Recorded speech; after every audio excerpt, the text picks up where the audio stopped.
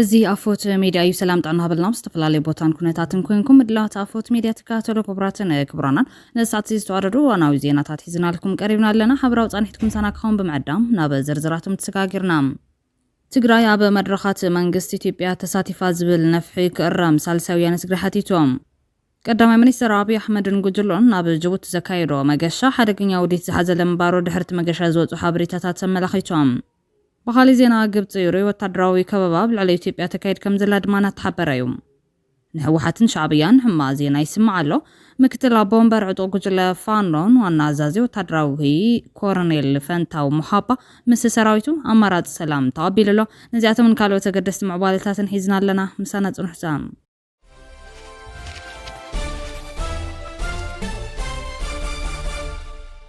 ብቀዳምነት ትግራይ ኣብ መድረኻት መንግስት ኢትዮጵያ ተሳቲፋ ዝብል ነፍሒ ክእረም ሳልሳውያን ትግራይ ሓቲቶም ሓቀኛን ኩሎም ሓይልታት ፖለቲካ ትግራይ ዘሳትፍ ዘተንበር መፈጸሚ ድሌታት ሓደ ወገን ክኾኑ ዝዓለሙ ተዋስኦታት ዘተ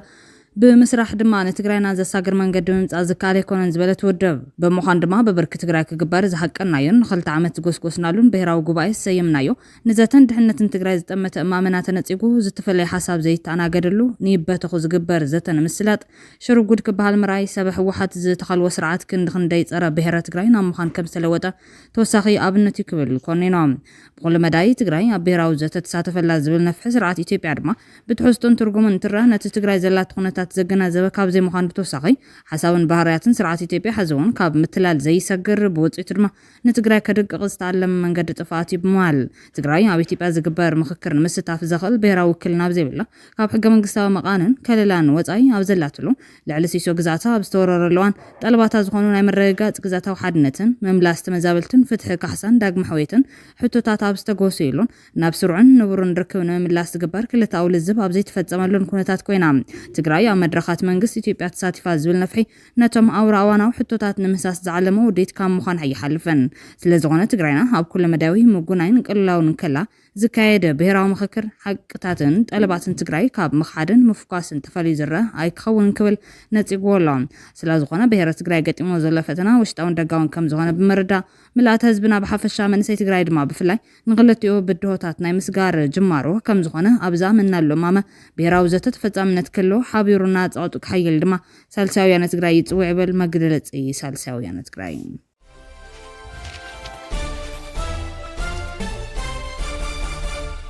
ቀዳማይ ሚኒስትር አብይ አሕመድን ጉጅሎን ናብ ጅቡቲ ዘካየድዎ መገሻ ሓደገኛ ውዲት ዝሓዘለ ምንባሩ ድሕርቲ መገሻ ዝወፁ ሓበሬታታት ተመላኺቶም ግብጽ ሩዮ ወታደራዊ ከበባ ኣብ ልዕሊ ኢትዮጵያ ተካይድ ከም ዘላ ድማ ተሓቢሩሎም ቀዳማይ ሚኒስትር ኢትዮጵያ አብይ አሕመድን ጉጅሎን ትማል ንጎን ኣብ ጅቡቲ ኣትዮም ብዛዕባ ሎጂስቲክስን ሓበራዊ ዕቤትን ክዛረቡ ምዃኖም እኳ እንተገለጹ እቲ ብድሕሪኡ ዘሎ ሓቂ ግን ኣዝዩ ዝተፈለየን ሓደገኛን ጂኦፖለቲካዊ ውዲት ንምፍታሕ ፈተና ምዃኑ እዩ ተባሂሉ ዘሎ እቲ ዑደት ምክትል ቀዳማይ ሚኒስትር ግብጽ ካሚል ኤል ዋዚር ኣብ ቀረበዋን ኣብ ጅቡቲ ዓብዪ ቀባብላ ድሕሪ ምግባሩ ኣብ ልምዓት ወደባት ሎጂስቲክስን ዶራል ኮንቴነር ተርሚናል ሓዊሱ ሰለስተ ኣገደስቲ ስምዓት ድሕሪ ምፍራሞም እዮም በኣንጻሩ መራሕቲ ኢትዮጵያን ጅቡትን ኣብ መዕርፎ ነፈርቲ ጅቡቲ ኣብ ዝተረኸብልዋን ኣብ ገጾም ዝተራእዩ ቅሬታ ብብዙሓት ከይተዓዘብዎ ይተረፉን ትንትንቲ ፖለቲካ ከም ዝሕብርዎ ስጉምቲ ግብፂ ጽሩይ ኢንቨስትመንት ዘይኮነስ ደልያስ ኣካል ናይቲ ንኢትዮጵያ ክትከባን ክትሓንቃን እትኽተሎ ስትራቴጂ እዩ ዝበሉ ኮይኖም ግብፂ ኣብ ወደብ ዶራል ጅቡቲ ምስ ወደብ ዓሰብ ኤርትራ ብምትእስሳር መስመራት ንግድን ሎጂስቲክስን ኢትዮጵያ ንምቁፅጻር ዝዓለመ ባህራዊ ግንባር ከም ዝፈጥር ይዝረአ ይብሎም ስምዕን ወታደራውን ጸጥታዊ ምክትታል ግብፂ በር ዝኸፍት ኮይኑ ምትካል በዓሉ ዝኽኣለ መመንጨዊ ሓይሊ ፀሓያዊ ፀዓት ዋላ እውን ኢትዮጵያ ኣብ ዋን ቅልብላዊ ሓይሊ ኤሌክትሪክ እንተቆረፀት ስራሓት ግብፂ ከይተዓናቐፍ ዝዓለመ እዩ ይብሎም ኢትዮጵያ ዓንዲ ሕቆ ቁጠባ ጅቡቲ ምዃና ይፍለጥ እዮም 900 ኣገልግሎት ወደብ ጅቡቲ ካብ ኢትዮጵያ ዝመጽእ ኮይኑ ሃገር 80 ካብ ዘድልያ ሓይሊ ኤሌክትሪክን መዓልታዊ ቀረብ ማይን ካብ ኢትዮጵያ ትረከብ እንተኾነ ግን ኢትዮጵያ ምስ ግብፂ ብዛዕባ ዓብዪ ግድብ ህዳሴ ኢትዮጵያ ዘጋጠማ ዝነበረ ቅልውላው ህላወ ጅቡቲ ናብ ካይሮ ማዕጾ ምኽፋታ ብኢትዮጵያ ከም ታሪኻዊ ክሕደት ተራእዩ እዩ ሓላፊ ስልጣን ኢትዮጵያ ሬድዋን ሁሴን ኣብዚ ጉዳይ መረጋገጽ ንምርካብ ቅድሚ ሂደት መዓልታት ናብ ጅቡቲ ከም ዝበጽሐ ጽብጻባት ይሕብሮም ተኾነ ግን ጅቡቲ ኣብ ክንዱ ኣቓልቦ ናብ ግብጽ ቅንዓላ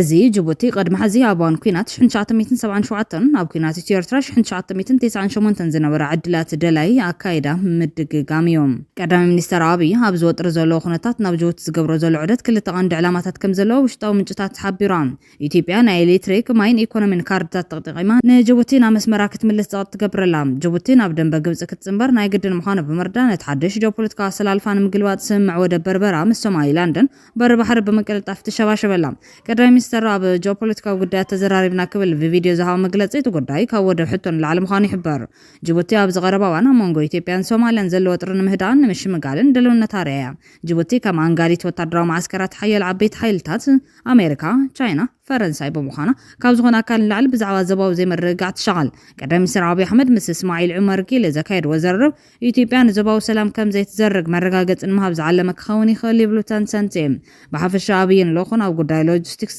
ዝተኻየደ ዘረብ ዝበልዎ ነቲ ብድሕሪ መጋረጃ ዝሕንጸቕ ዘሎ ወታደራውን ቁጥዑን ሽርሒ ግብጽን ጅቡትን ምብታን ዝግበር ቀታሊ ቃልሲ መሸፈኒ ተባሂሎም ካብ ዝሕዝ ዘሎ ዝተኸበበት ሃገር ኩነታት ንምህዳም ኢትዮጵያ ኣብ ከም በዓል ጅቡቲ ዝኣመሰሉ ለዋወጥቲ መሓዞት ካብ ምጽጋዕ ናይ ገዛ ርእሳ ኣማራጺ ወደብ ከተውሕዝ ከም ዘድልያ ካብ ዝኾነ ዋን ላዕሊ ርኡይ ኮይኑ ከም ዘሎ ምንጭታት ሓቢሮም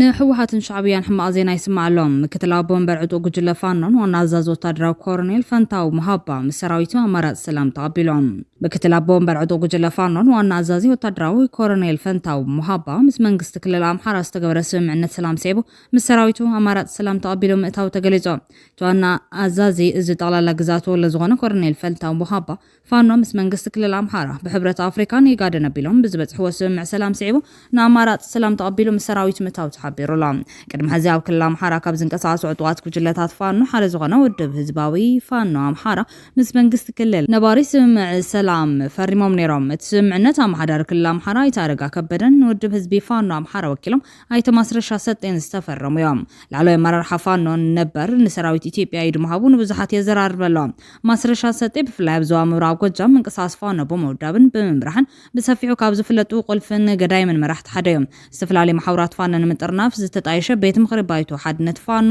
ኣምሓራ ካብ መሰረት መራሕቲ እውን ሓደ እዮም ብመሰረት ተንተንቲ ፖለቲካ ኢድ ምሃብ ኣዘዝቲ ፋኖ ኣብ ክልል ኣምሓራ ብዝካየድ ዘሎ ግጭት ከም ዓብይ ፍጻመ ይቁጸር ክብሉ ዝሓበሩ ኮይኖም እዚ ድማ ነቶም ንፋኖ ይሕግዝ ዝበሃሉ ሕወሓትን ሻዕብያን ሕማቕ ዜና ክብሉ እዮም ዝገልጽዎም ኣይተ እስክንድር ነጋ መራሒ ፋኖ ምዃኑ ዝንገረሉ ቀደም ክብል ምስ ወከልቲ ሕብረት ኣፍሪካ በዓል መዝል ልምዓት ኣብ በይነ መንግስታት ኢጋድ ሕብረት ኣውሮፓ ከምኡውን ኤምባሲ ኣሜሪካ ኣብ ኢትዮጵያ ኣብቲ ዞባ ኣብ ዘይተገለጸ ቦታ ተራኺቡ ምንባር ይሕበር ኣብቲ ዋና ኣይተ እስክንድር ኣብ እዋን ዘተ ምስ ፌደራል መንግስቲ ናይ ምዝራብ ጉዳይ ከም ዘይተለዓለ ገሊጹ ነይሮም ኣብ ወርሒ ጥቅምቲ ዝዓመት ሚኒስትሪ ጉዳያት ወጻኢ ኢትዮጵያ መንግስቲ ኤርትራን ህዝባዊ ግንባር ሓርነት ትግራይን ኣንጻር ኢትዮጵያ ውግእ ተዋፊሮም ክብል ናብ ሕቡራት ሃገራት ኣብ ጽሓፉ ደብዳቤ ከሲሱ ነይሮም እቲ ሚኒስትሪ ዘቕረቦ ክሲ ዕጡቓት ፋኖ ኣብቲ እዋን ርእሰ ከተማ ሰሜን ወሎ ወልድያን መቆጻር ኣብ ዝገበርዎ ፈተነ መንግስቲ ኤርትራን ሕወሓትን ኢድ ከም ዝነበሮም ይጠቅስ ሚኒስትር ጉዳያት ወጻኢ ጌዲዮን ጢሞቴዎስ ብ2 ጥቅምቲ 2025 ናብ ዋና ጽሓፍ ሕቡራት ሃገራት አንቶኒዮ ጉተሬዝ ጽሓፉ ደብዳቤ ኣብ ዝሓለፈ ወርሒ ኣብ መንጎ መንግስቲ ኤርትራን ኣኽራሪ ውድብ ሕወሓትን ዘሎ ምሕዝነትና ንጸረ መጽኡላ ይብል ብተወሳኺ ክልቲኦም ወገናት ንጋን በዓል ፋኖ ዝኣመሰሉ ዕጡቓት ጉጅለታት ብገንዘብን ብምውዳብን ይሕግዙ ከም ዘለዉ ይኸስስ እዮም ወታደራዊ ኣዘዝቲ ሰራዊት ሕወሓት ኣብቲ ኣብ ወልድያ ዝተኻየደ መጥቃዕትን ኣብ ራያን ወልቃይትን ኣብ ዝተፈጠረ ናዕቢ ብቐጥታ ከም ዝተሳተፉ እቲ ሚኒስትሪ ገሊጹላ ኣብ ፕሪቶርያ መንጎ ፌደራል መንግስትን ሕወሓትን ዝተኸተመ ስምምዕ ከም ዝተጣሓሰ እውን ሚኒስትሪ ጉዳያት ወጻኢ ኢትዮጵያ ኣብቲ ደብዳቤ ገሊጹ እዮም ሚኒስትር ጌዲዮን ሓይልታት ምክልኻል ኢትዮጵያ ናይ ምክልኻል ስጉምቲ ከም ዝወሰደን ክገትኦ ከም ዝኻኣልን እኳ እንተገለጸ ፖሊሲና ደረት ኣልቦ ኣይኮነን ክብል ግን ኣጠንቂቖም ቀንዲ መንቀሳቐሲ ናይ ዘገበናዊ ንጥፈት ኤርትራ ምዃና ዝጠቅስ እቲ ጥራን ገንዘባዊ ንዋታውን ፖለቲካውን ደገፍ ብምሃብ ነቲ ግጭት ትድግፎ ምህላዋ ይኸስስ መንግስቲ ኤርትራ ይኹን ሕወሓት ዛጊድ ንክሲ ኢትዮጵያ መልሲ ኣይሃብሉን ዘለዎም ኤርትራ ነዚ ትንኮያ ከም ቅድመ መከላኸሊ መንገዲ ትጥቀም ከም ዘላን ንኢትዮጵያ ምድኻም ንዓመታት ዝወሰደቶ ጻዕሪ ንምሽፋን ዝዓለመ ምኽንያታ ምዃኑን እውን እቲ ሚኒስትሪ ጉዳያት ወጻኢ ዝጸሓፈ ደብዳቤ ኣመላኺቱ እዮም ብተወሳኺ ኢትዮጵያ ኣፍ ደገ ባሕሪ ንምርካብ እትገብሮ ጻዕሪ ብሰላማዊ ኣገባብ ክትቅጽሎ ምዃና መንግስቲ ንኤርትራን ኢትዮጵያን ዝጠቅም ትካላዊ ቁጠባ ምትእሳር ከም ዝደልን እውን የምትዮም ኢትዮጵያ ንልዝብ ድሉት ምዃና ብምግላጽ ድማ ዓለምለኻውያን ኣካላት ኤርትራ ብቐጥታውን ብተዘዋዋርን ተካይዶ ተግባራት ምትእታው ደው ከተብሎን ሉዓላውነትን ግዛታዊ ሓድነትን ኢትዮጵያን ከተኸብር ጸቕጢ ክገብሩ ጸዊዖም ዓለምለኻውያን መሻርክቲ ኣብ ጉዳይ ወደብ ባሕሪ ዘይኮነስ ኣብ ቀርኒ ኣፍሪካ ንሰላምን ምርግጋዕን ዝገብርዎ ሃናፂ ዘተ ምትሕብባርን ክቕጽሉ እውን ተማሕጺኑሎም ኤርትራ ድሕሪ ናጽነት ምስ ኢትዮጵያ ኣብ ደቡባዊ ምስሓብ ተሸሚማ እኳ እንተነበረት ቀዳማይ ሚኒስትር አብይ ናብ ስልጣን ምስ መጸ ግን ዝምድናታት ክመሓይሹ ተራእዮም ነይሮም እዮም ኢትዮጵያ ብተደጋጋሚ ጉዳይ ኣፍ ደገ ባሕሪ ብድሕሪ ምልዓላግን ካብ ሰበስልጣን ኤርትራ አሉታዊ ምላሽ ከም ዝረኸበ ይፍለጥ። ኣብ ዝሓለፈ ዓመት ወርሒ ሰነ ኢትዮጵያ ናብ ዋና ጸሓፊ ሕቡራት ሃገራት ኣብ ዘቕረበቶ ክሲ መንግስቲ ኤርትራ ምስ ሕወሓትን ካልኦት ዕጡቃት ጉጅለታትን መጥቃዕቲ ንምፍጻም ተሓባቢሮም ጥምረት ፈጢሮም ክብል ምውቃሱ ይዝከር።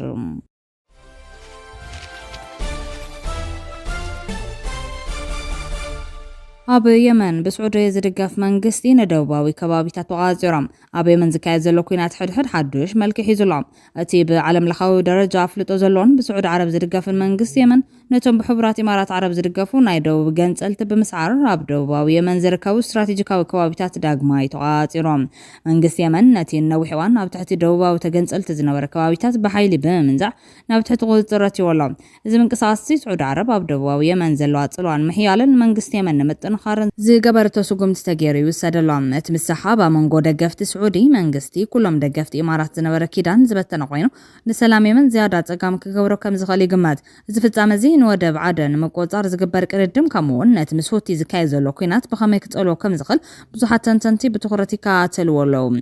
ብኻልእ ሓበሬታ ሰራዊት ሱዳን ኮርዶፋን ዳርፉር ካብ ሓይልታት ቅልጡፍ ደገፍ ዳግማይ ንምሓዝ ወታደራዊ ጻዕሪ ይሐድስ ከም ዘሎ ገሊጾም። ሰራዊት ሱዳን ንዞባታት ኮርዶፋንን ዳርፉርን ካብ ቁፅጥር ሓይልታት ቅልጡፍ ደገፍ ዳግማይ ንምውሳድ ስርሒት ንምክያድ ጻዕርታቱ ይሐድስ ከም ዘሎ አልጀዚራ ሎሚ 12 ጥር ሓቢሮም። እዚ ካየድ ዘሎ ኩናት ሕድሕድ ልዕሊ 1000 መዓልትታት ብምሕላፍ ናብ ሳልሲ ዓመት ተጸጊዑ ኣሎ። ሰራዊት መጥቃዕቲ ንምፍጻም ሙሉ ብሙሉእ ዝተዳለወ በዝሒ ዘለዎ ወታደራዊ ቅርጽታት ሒዙ ነቲ ወታደራዊ ስርሒት ንምጅማር ድልው ኮይኑ ዓቕምን ጸጋታትን ሓይልታት ቅልጡፍ ደገፍ ክግምገም ከም ዝጸንሐ ገሊጾም። ጋዜጠኛ አልጀዚራ ሂባ ሞሪጋን ካብ ካርቱም ዝሃበቶ ጽብጻብ ሰራዊት ሱዳን ኣብ ዝተፈላለዩ ከባቢታት ኮርዶፋን ዳግመ ውደባ ብምክያድ ወታደራት ከም ዘዋፈረ ገሊጻ። ሰራዊት ሱዳን ኣብ ዞባ ኮርዶፋን ዝርከቡ ግዛታት ዳግማይ ክቆጻጸርን ከምኡውን ኣብ ዳርፉርን ኮርዶፋንን ኣብ ዝርከቡ ሓያሎ መደብራት ሓይልታት ቅልጡፍ ደገፍ መጥቃዕቲ ኣየርን መጥቃዕቲ ሰብ ኣልቦ ነፈርትን ክገብር እውን ሪናይና ኢላ። ሰራዊት ሱዳን ብ10 ጥሪ ኣብ ዳርፉርን ኮርዶፋንን ኣብ ዝተኻየዱ ተኸታተልቲ ናይ ኣየርን ምድርን ስርሒታት ኣብ ልዕሊ ሓይልታት ቅልጡፍ ደገፍ ከቢድ ኪሳራ ከም ዘወረደ ዝከርዮም። ሰራዊት ሱዳን ንዳርፉር ኮርዶፋን ካብ ሓይልታት ቅልጡፍ ደገፍ ሓራ ንምውፃእ ሓበራዊ ወታደራዊ ስርሒት የዳሉ ክሳብ ሽዑ ግን መጥቃዕቲ ይቕጽል ኣሎ። ኣብ ዝቐረባ እዋን ኣብ ሰፊሕ ዞባታት ዳርፉርን ኮርዶፋንን ዳግማይ ትንሳኤ ሓይልታት ቅልጡፍ ደገፍ ንተወሳኺ ሚልዮናት ሰባት ኣመዛቢሉ ኣሎ። ኣብ ሱዳን ዘሎ ግጭት 11 ሚልዮን ህዝቢ ኣብ ውሽጥን ወጻእን ኣመዛቢሉ ኣብ ዓለም ዝዓበየ ቅልውላዊ ምምዝባልን ጥሜትን ፈጢሩ ይርከብ። ቀዳማይ ሚኒስተር ሱዳን ካሚል ኢድሪስ መንግስቲ ሱዳን ናብ ካርቱም ከም ዝምለስ ብ11 ጥሪ ገሊጹ እዮም።